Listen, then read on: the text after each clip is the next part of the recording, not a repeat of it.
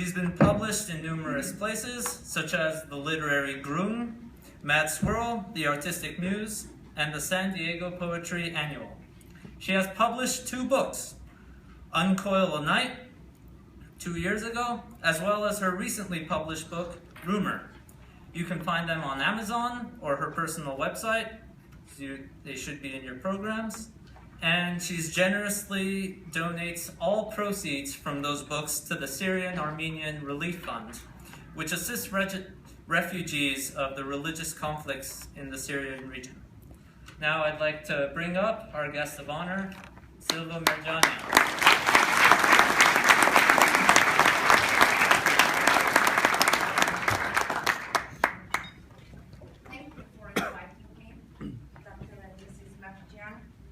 Members of the Armenian Student Association, specifically Vahab, Armine Dadevi, it was such a pleasure to meet you and thank you for your hospitality. I am honored to be here on such an important day and speak of our poetry. I have to say first something though. I was told that the new generation isn't into poetry nowadays, except if they are writers themselves. They don't teach it at school as they used to in my time either. I was actually warned to make sure no one dozes off as I read some poetry here today. And who would dare say that to a poet except her own sons? So I am going to be opportunistic and encourage you to appreciate poetry the way one would appreciate fine wine. You need to take your time with it. It can't be rushed. It has to sink in. And you need to allow yourselves as readers to come to your own interpretations. Poetry changes color according to who is reading it. Now to the genocide's impact on our poetry. Let me quickly go over some historical facts. What historians refer to as the decapitation strike, was a well-planned and thought-out in detail plot by the political party Committee of Union and Progress, or Young Turks, a plan to first eliminate the leaders and thinkers, making it easier to carry out the slaughter of a decapitated race left in a chaotic situation. It has been 100 years since that day they called Red Sunday, when under the supervision of the Minister of Interior, Mehmet Talat, over 200 prominent members of the Armenian community were arrested, sent to holding cells, tortured, and murdered. These men were not fighters, they were not soldiers. They were intellectuals, lawyers, writers, poets, teachers, professors. Actually, my husband's grandfather, there was a knock on the door, they took him and never heard from him again. He was a professor in a college. And unfortunately, among them, some of my favorite poets, Grigor Zohrab, Siamanto, Daniel Varujan, Rupen Sevak, and many more, of course. What followed next was the systematic persecution and execution of 1.5 million Armenians. Now we say 1.5 million, but the true number of killings and horrors is still not fully discovered. Only 3 years ago, while digging a site to build an elementary school in western district of Vostan, more skulls and bones were unearthed and believed to be from the Armenian Genocide. Because you see, there were 21 Armenian families living in that region, and they disappeared, so that's what the connection is. The contrast between building a school and massacring children moved me to write this poem, and I titled it, Where the Truth is Strewn. On the road to old city of Van, where Armenia once rose, in proximity of a slow-down children crossing sign, my jawbone protrudes from gravel and dust. Sadistic hatred still serves caravan of shallow mass graves. My papa's skull cracked, his pleas convulsing stones to spare his little girl.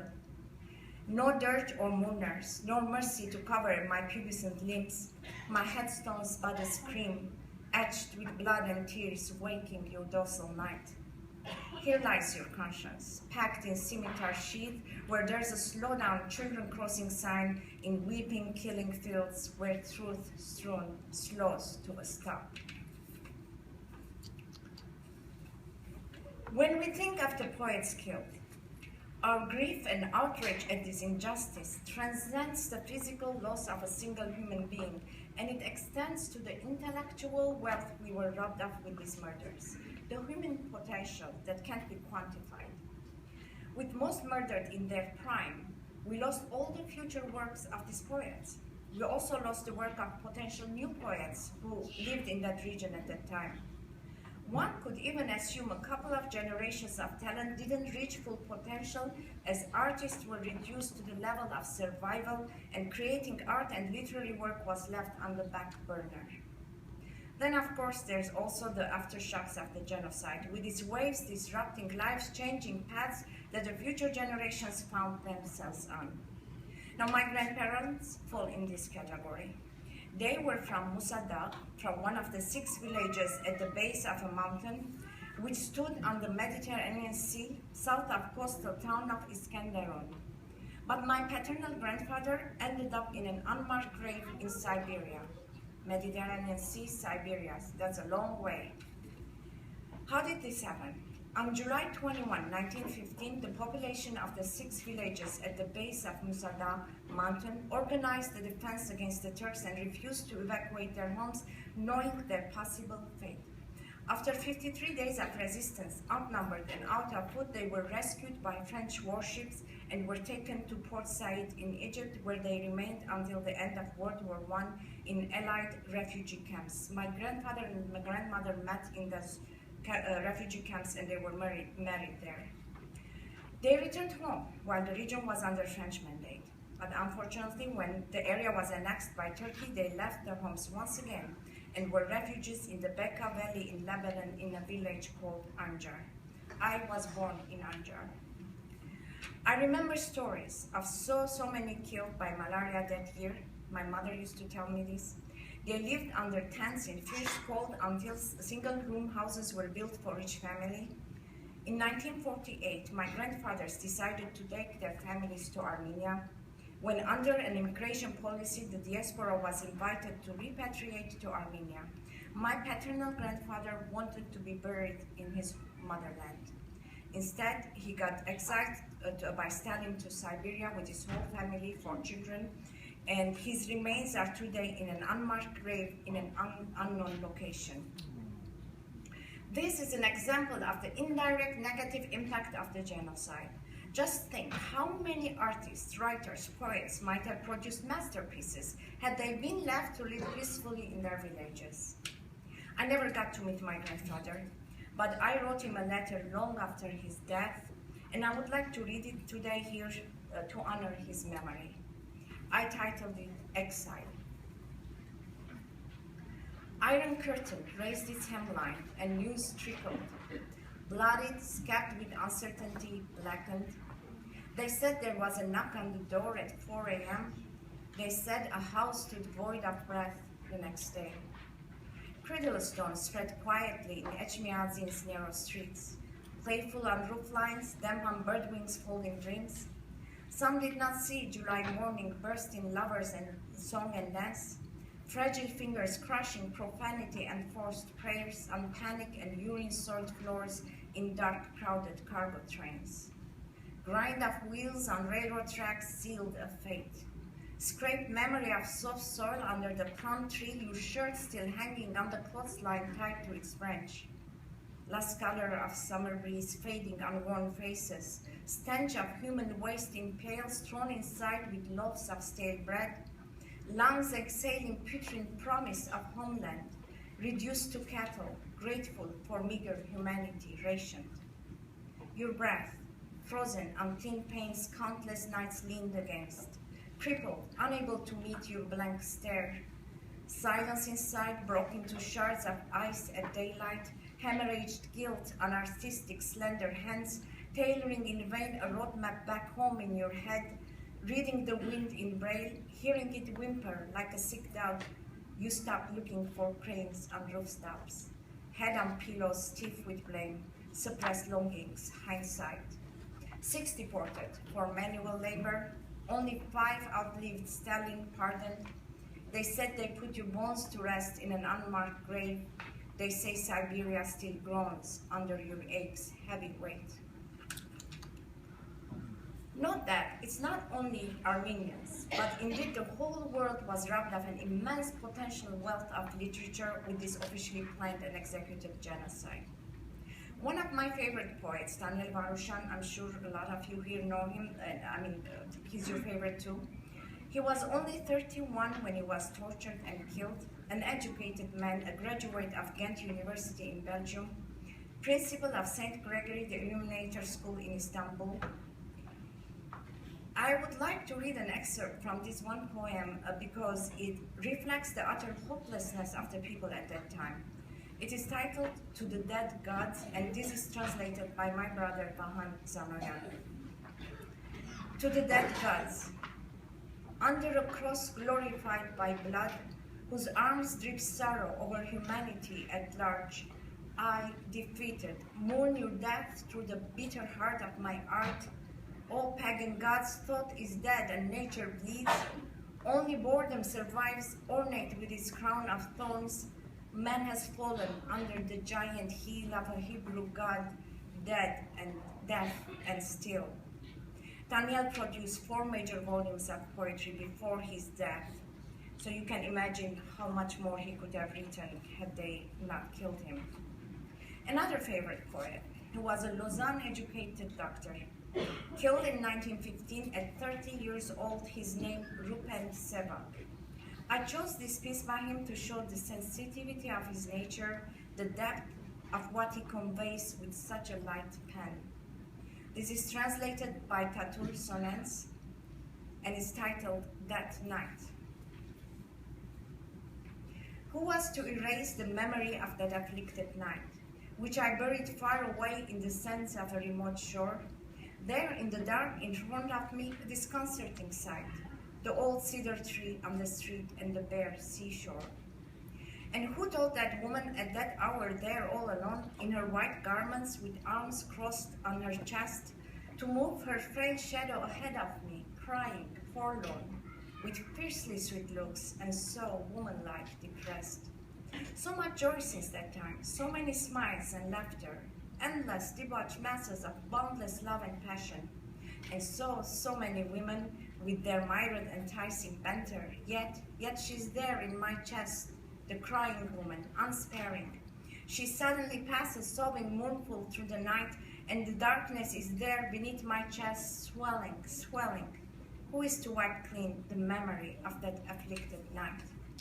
Rupen Sevak's talent, interrupted so viciously and senselessly. However, think of poetry as a seed. And this saying, they buried us not knowing we are seeds, will explain why it is an impossible task to stifle and silence poetry and literature in any people, leave alone in Armenians. As William Saroyan put it, and Dr. Merjanian read here, I should like to see any power of the world destroy this race, for when 2 of them meet anywhere in the world, see if they will not create a new Armenia. Poets feed on pain. Poets feed on heartache. It is their fuel. I expressed this in a poem titled Tonight in my book Rumor. I said, tonight poets will find the words to color their hell and dip their pens in wounds that aren't even theirs. Our poetry revived. Our poets used the pain and trauma of the genocide as inspiration to propel their creativity and produce great works, such as that of Hovannes Shiraz, whose mother was widowed by the Armenian Genocide, Yereche Charents, we had Baruch Sevak, another literary giant, Avedik Isaakian, Sahrat Vagantekeyan, Hamosahian. The list is so long, and let me say a few from the more current ones. Daina Der Hovanesian, Peter Balakian, Bedros Avelian, Behanush Tekian, Lori Badikian, Alan Semerjian, Vahan Zanoyan, Armenui Sisian, Alan Mamigonian. We could go the whole night with this list, it's really long, so I will stop there. One can destroy monuments, one can destroy churches, one can destroy evidence to prove all traces of these atrocities against humanity, even years after the events. An example of this is the destruction by forces loyal to ISIS in 2014 of the Armenian Holy Martyrs Church in Deir Zor, located in the Syrian desert northeast of Damascus. Now, this was constructed in memory of the genocide victims. villages. It housed a museum, remains of some of those killed. But it is almost impossible in this age and time to destroy literature. We have wonderful translations, anthologies, collections of works from poets from this era. And I can give you one example. It's Armenian poetry of our time. It's translations of over 100 Armenian poets from the 19th century and on. It's translated by Diana de Ovanesian. And there are so many more. I just cannot name everything in 15 minutes. We have the tools today to spread our literary wealth all around the world. It is up to us to continue its growth by not just creating and contributing our own work, but enabling and empowering those who happen to have the talent, but perhaps not the means. It is up to us to extend a hand and make it possible to find new voices that are lost in the struggles of life. A new Tanya Barujan, a new Sevak. Sometimes it takes money, like paying for tuition. Oftentimes it takes networking. You on the first row know someone who knows someone on the last row, who knows someone who can open doors to a talented prospective poet who is struggling. It is our burden, it is our duty, it is our privilege to make sure on the 200, 300, 400th anniversary of this genocide that our poetry reaches unparalleled levels, whether or not we ourselves are writers. We are born with this heavy burden of a genocide, but it's also our drive to outdo ourselves so that the murder of 1.5 million Armenians and the life of those who lived in the aftershocks of the genocide are not in defeat.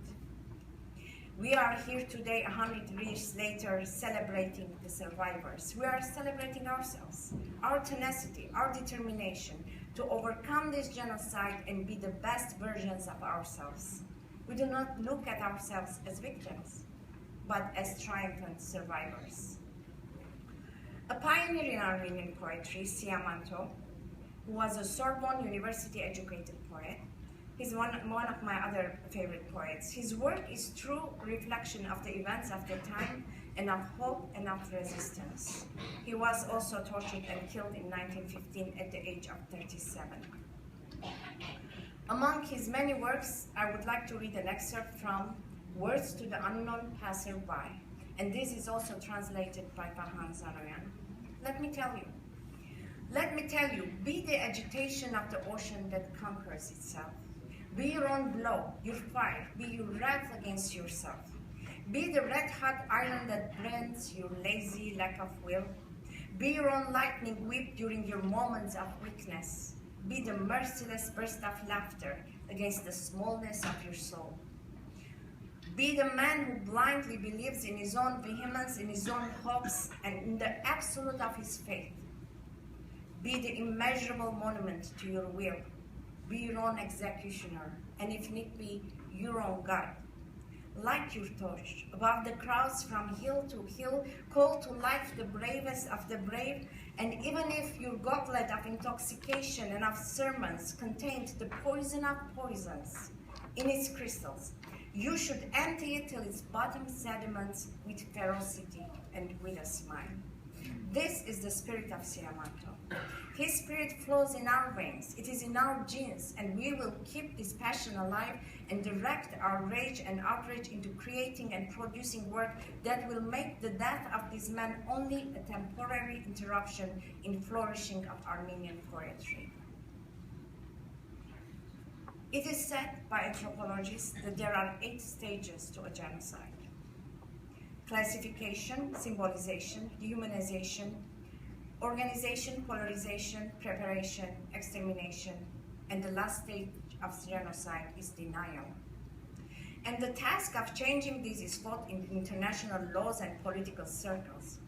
As this is in process by experts in the field, we move forward with an attitude that does not leave behind the memory of our poet martyrs, with an attitude that carries our intellectual wealth forward and focuses on creating new paths, turning the trauma and grief of a strength to a strength that enables us to create as an artist, a writer, and contribute to the collective well-being of Armenians. I cannot end this speech without a few words from a legend, Baruch Sevak. We are few, but we are called Armenians. We do not put ourselves above anyone. Simply, our fortune has just been so different.